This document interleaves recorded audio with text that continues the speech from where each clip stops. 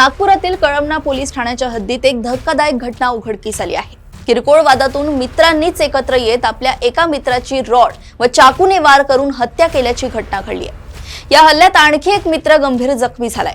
Kalamna police ठाण्याचे वरिष्ठ police निरीक्षक प्रवीण काळे यांनी दिलेल्या माहितीनुसार तंशू नागपुरे, सलीम आणि ऋतिक पटेल हे तिघे मित्र असून त्यांचा मुस्तफा उर्फ बोंडू ईशा अन्सारी याच्याशी मंगळवारी रात्री वाद झाला।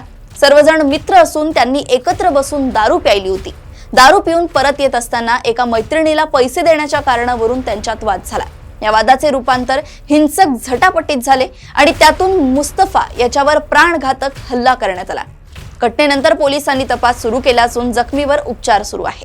या घटनेमुळे परिसरात एकच खळबळ उडाली आहे। ही घटना अशी आहे की तंशू नागपुरे, सलीम आणि ऋतिक पटेल हे मित्र आहेत। यांचा रात्री यातील आरोपी मुस्तफा उर्फ बोंडू ईशा अन्सारी याच्यासोबत वाद झाला आणि ते सर्वजण मित्रच आहेत, परंतु याचा वाद झाल्याने ईशा अन्सारी आणि त्याच्या परिवारातील त्याचे भाऊ आणि वडील या सगळ्यांनी मिळून सलीम, ऋतिक पटेल आणि तंशू नागपुरे या तिघांना रॉड आणि चाकूने मारहाण केली।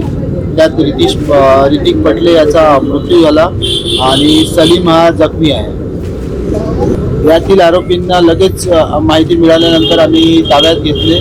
जवळपास अर्ध्या एक तासातच आम्ही सर्व आरोपी त्यांना ताब्यात घेतलेले आहे।